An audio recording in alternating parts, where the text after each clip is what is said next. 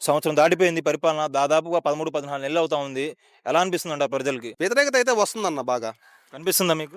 కనిపిస్తుంది మాకు. వ్యతిరేకత అయితే వస్తుంది. ఏమో ప్రశాంతంగా ఉంటున్నారు ప్రజలంతా కూడా అని చెప్పి కూటమి ప్రభుత్వం చెప్తుంది. మీకు అలా కనిపియట్లేదా? లేకపోతే మీరు ఆ పార్టీ అని చెప్పి అలా చెప్తున్నారా? పార్టీలు వేరు, ఏదైనా వేరన్న. ఇప్పుడు మా పార్టీ గురించి మేము గొప్పలు చెప్పుకుంటున్నాం. కింద గ్రౌండ్ లెవెల్‌లో జరిగేది కూడా మాట్లాడుకోవాలి కదా! ఇప్పుడు మీరు చూసినట్లయితే ఈ 9 నెలల 10 మందిలో ఎంతమందిని అరెస్ట్ చేశారో మీరు కూడా చూసే ఉంటారు. మీరు యూట్యూబ్ ఛానల్స్‌లో వాటిల్లో వీటిల్లో టీవీల్లో. నేను చూస్తే నిన్న దళిత నాయకుడైనటువంటి 75 సంవత్సరాల అతను ఆదం గారని చెప్పని మన రాష్ట్ర ప్రచార కమిటీలో సభ్యుడు. ఎప్పుడో 3 సంవత్సరాల క్రితం సత్యకుమార్ యాదవ్ మీద దాడి కేసులో 3 సంవత్సరాల క్రితం అరెస్ట్ చేయకుండా నిన్న మార్నింగ్ తెల్లారగట్టెళ్ళి అరెస్ట్ చేసిన బాపతి 12:30కి కోర్టులో జడ్జి గారి ఇంటికి తీసుకెళ్లి రిమాండ్ పెట్టారు. నిన్న 14 రోజులు రిమాండ్. అంటే ఈ 3 సంవత్సరాలు వీళ్ళకి దొరకలేదా? మరి గవర్నమెంట్ ఈ సంవత్సరం మాకు మంగళగిరి సమన్వయకర్త దొంతిరెడ్డి వేమారెడ్డి గారికి ఇన్ఛార్జ్ ఇచ్చిన దగ్గర నుంచి ఆయన యాక్టివ్ గానే ఉంటున్నాడు. ప్రతి మండలంలో ప్రతి గ్రామంలో పార్టీ జరుగుతున్నప్పుడు వెళ్తున్నాడు, మీటింగులు చెప్తున్నాడు, మీటింగుల్లో మాట్లాడుతున్నాడు. మరి అప్పటి నుంచి అరెస్ట్ చేయని వాళ్ళు సడన్ గా ఇవాళ అరెస్ట్ చేయడం ఏంటి? అంటే ఇవాళ ఇట్లా అరెస్ట్ చేసి జనాన్ని భయభ్రాంతులకు గురి చేద్దామనా? నాయకుల్ని అరెస్ట్ చేసి కట్టడి చేస్తే పార్టీ క్యాడర్ వెళ్ళదనే ముందుకి తప్పు. కార్యకర్త ఎలక్షన్ చేస్తాడన్నా. కార్యకర్త ఎలక్షన్ చేస్తాడు మా గవర్నమెంట్ లో. మా గవర్నమెంట్ కార్యకర్త వెన్నుముక్కలు అంటాడు. క్యాడర్ ఉన్నా కానీ అటువంటి కార్యకర్తల్ని గత ప్రభుత్వంలో పట్టించుకోలేదని చెప్పి ఎక్కువగా విమర్శలు వచ్చినాయి కదా! నడ్డి విరిచారు కార్యకర్తలది. పార్టీ జెండా మోసారు 11 ఏళ్ల పాటు.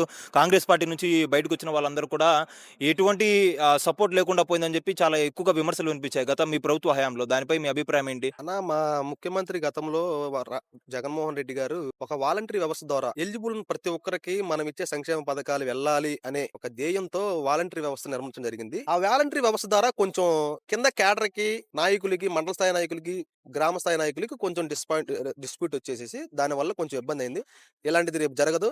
కార్యకర్త నుంచి స్టార్ట్ చేసుకుంటే ప్రతి నాయకుడు, ప్రతి వార్డు నెంబరు, ప్రతి బూత్ ఏజెంట్ కి కూడా రేపు మంచి భవిష్యత్తు ఉంటది. వీళ్ళందరినీ బేస్ చేసుకుని రేపు కింద క్యాడర్‌ని కార్యకర్తను పెట్టుకొని మేము రేపు ఎలక్షన్‌కి వెళ్ళబోతున్నాం. అంటే ఇప్పుడు మీరు పూర్తిగా వాలంటీర్‌పై నెపాన్ని నెడుతున్నారా? లేకపోతే వాలంటీర్ సిస్టమ్ కూడా బానే ఉంది. కాకపోతే ఇద్దరి మధ్య విభేదాలు వచ్చినాయని చెప్పి అంటున్నారా? లేదు, వాలంటరీ సిస్టమ్ బాలేదంటలా. వాలంటీర్స్‌కి ఈ లోకల్ ఉన్న నాయకులకి కొంచెం డిస్టర్బ్ వచ్చిన దగ్గర నుంచి కొంచెం పార్టీ వెనకడుగు వేయడం జరిగింది, ఎఫెక్ట్ అయ్యడం జరిగింది తప్పితే వాలంటరీ వ్యవస్థ అనేది చాలా మంచిది.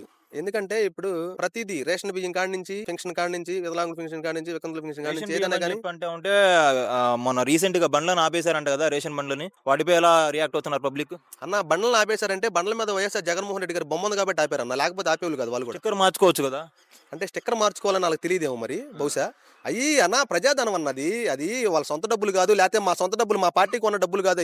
అవేమి బళ్ళు గవర్నమెంట్ నుంచి తీసుకొచ్చిన బళ్ళు అయ్యి. నీకు నచ్చకపోతే స్టిక్కర్ మార్చుకో, వాడుకో. దానికి తగ్గట్టు చేసుకోవాలి కానీ తీసేసి ఇప్పుడు ముసలోళ్ళు ఉంటారు, రాలేరు, డిపోకి వెళ్ళలేరు, వాళ్ళ పరిస్థితి ఏంటి? ఇంటి దగ్గర తీసుకొచ్చి ఇస్తాం కొంతమందికి అని చెప్పి అంటున్నారు. తీసుకొచ్చి ఇస్తున్నారా మరి? లేదన్న, అలాగైతే ఏం జరగట్లేదు. ఏం జరగట్లేదు. చూసారా మీరు? చూసాం, అలాగైతే ఏం జరగట్లేదు. ఏదైనా కానీ ఇప్పుడు జరుగుతున్న పరిణామాలన్నీ ప్రజలు కూడా గుర్తిస్తున్నారన్న. మేము కూడా చాలా కష్టపడతాం. వైఎస్ రాజశేఖర రెడ్డి గారి ఆశయాలతో ముందుకెళ్తా ఉన్నాం. రేపు పొద్దున్న జగన్మోహన్ రెడ్డి గారిని ముఖ్యమంత్రి చేసుకోవడానికి మేము గ్రౌండ్ స్థాయి బూత్ లెవెల్ నుంచి మేము కష్టపడి రేపు పొద్దున్న సీఎం చేసుకునే దాకా మేము కష్టపడతాం.